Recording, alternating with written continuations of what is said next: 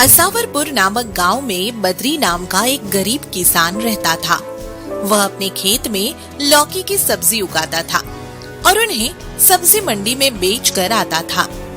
मगर इस साल उसके खेत में लौकी की पैदावार अच्छी नहीं हुई थी।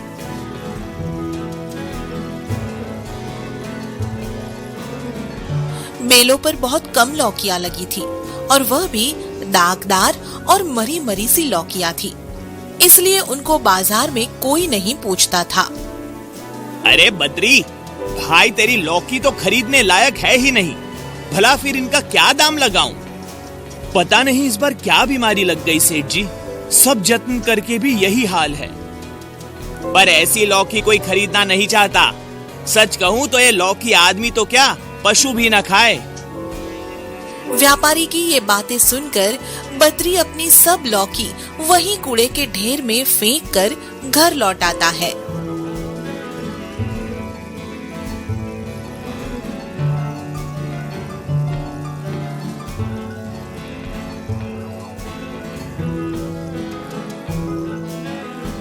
इस बार तो बहुत बुरी मार लग रही है माँ। सिर पर कर्ज का बोझ बढ़ता जा रहा है और खेत में लौकी पैदावार हो नहीं रही। धीरज रख बेटा, भगवान सब ठीक करेगा। क्या खाक ठीक करेगा माँ?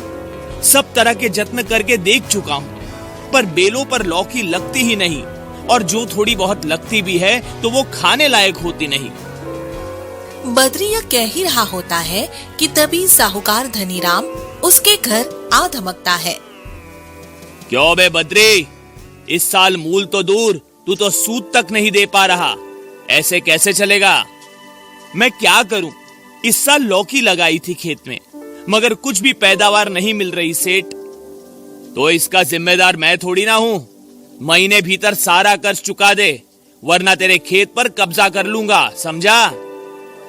यह कहकर साहूकार धनीराम दरवाजे की किवाड़ पर जोरदार लात मारता है और फिर बड़बड़ाता हुआ वापस चला जाता है। उसके जाने पर बद्री अपनी माँ की गोद में सिर रखकर फूट फूट कर रोने लगता है। माँ, ये जालिम तो हमारे पीछे ही पड़ गया। अगर इसका कर्ज न लौट आया तो ये हमारे खेतों का जरूर कब्जा लेगा। क्या कहीं और से कर्ज लेकर इस समस्या का समाधान नहीं हो सकता बेटा? इस गरीबी की हालत में कौन कर्ज देगा? माँ के समझाने पर बद्री कई जगह से कर्ज उठाने की कोशिश करता है, लेकिन कहीं काम नहीं बनता। उल्टे उसे अपने घर का खर्च चलाने के लिए भी दूसरों के खेतों में मजदूरी करनी पड़ती है।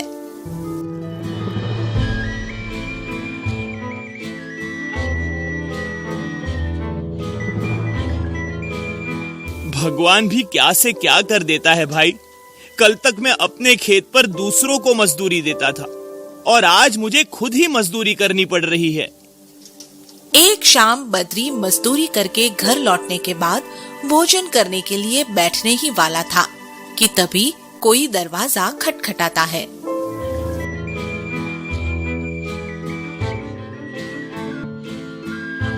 इस समय कौन आया होगा?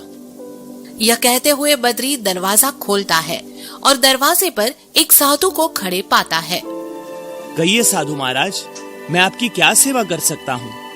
बेटा, एक रात के लिए भोजन और आश्रय मिल जाएगा तो ईश्वर आपका भला करेगा।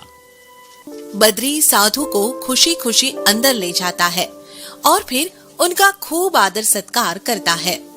साधु बद्री से बहुत खुश होता है और फिर अगले दिन बद्री को आशीर्वाद देकर वहां से चला जाता है।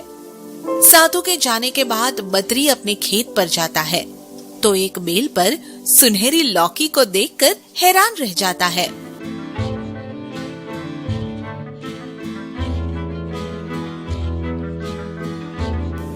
अरे, सुनहरी लौकी? कहीं सोने की लौकी तो नहीं? अगर सोने की लौकी हुई तो इसे बेचकर बहुत सारे पैसे मिल सकते हैं।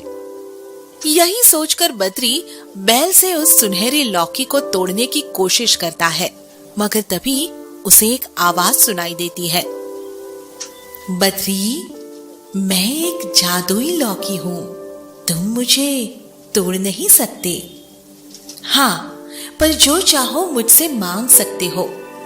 मैं जब तक तुम्हारे खेत में रहूंगी तुम्हारी हर इच्छा पूरी करूंगी, बस लालच मत करना। पर आप मेरी इच्छा कैसे पूरी करेंगी?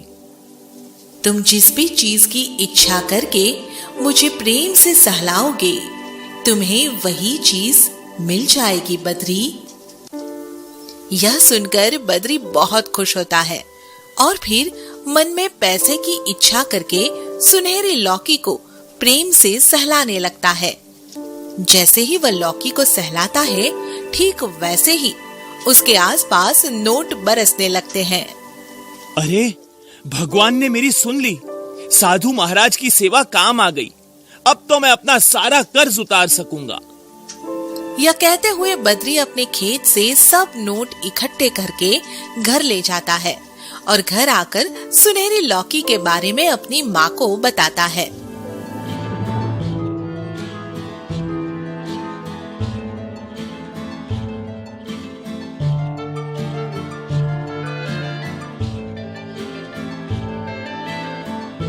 यह तो बड़ी खुशी की बात है बेटा। ईश्वर ने यह सब तुम्हारी नेकी का फल समझकर दिया है। इससे तुम्हारा जीवन तो सुधरेगा ही, साथ ही तुम अन्य गरीबों की भी मदद कर सकोगे। हाँ, मैं सब गरीबों की मदद करूंगा। इस तरह जादुई लौकी की मदद से बद्री के पास पैसे की कमी नहीं रहती है। वह साहूकार का सारा कर्ज उतार देता है और बहुत ही बड़ा घर बनाकर उसमें रहने लगता है। फिर धीरे धीरे वह गांव का सबसे अमीर आदमी बन जाता है और हमेशा गरीब लोगों की मदद करता है। बद्री बेटा, बेटी की शादी करनी है। अगर थोड़ी मदद मिल जाती तो कुछ काम चल जाता। अरे काका, मेरे पास पैसे की कोई कमी थोड़ी ना है। आपको जितना चाहिए ले लीजिए। यह कहते हुए बद्री उसे पैसे दे देता है और इसी तरह वह और भी बहुत से गांव वालों की मदद करता रहता है। उधर साहूकार धनीराम उसकी अमीरी से बहुत अधिक जलन रखता है और हमेशा इसी ताक में रहता है कि किस तरह से बद्री का नुकसान किया जाए।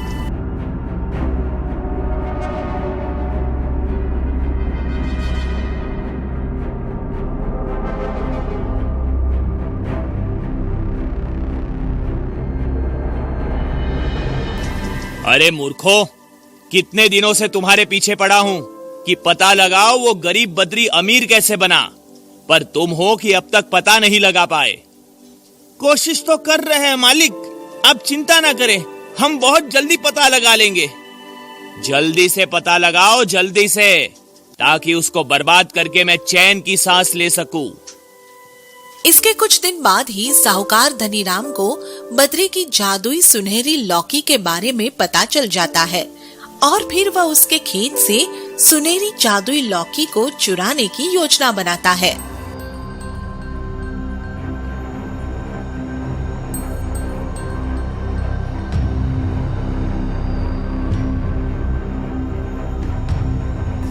अब उसकी सुनहरी लौकी को मैं चुरा लूंगा और मैं दुनिया का सबसे अमीर आदमी बन जाऊंगा।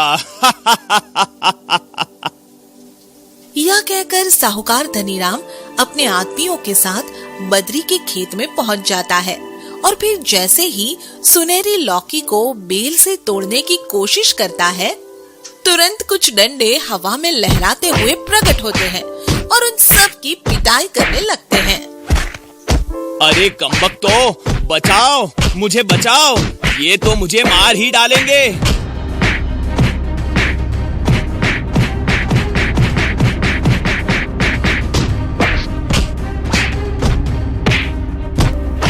हम कैसे बचाए मालिक? यहाँ से भाग लो, नहीं तो मारे जाएंगे। इस तरह धनीराम और उसके आदमी वहाँ से भागकर अपनी जान बचाते हैं और फिर कभी बद्री और उसके खेत की तरफ देखने तक की हिम्मत नहीं करते।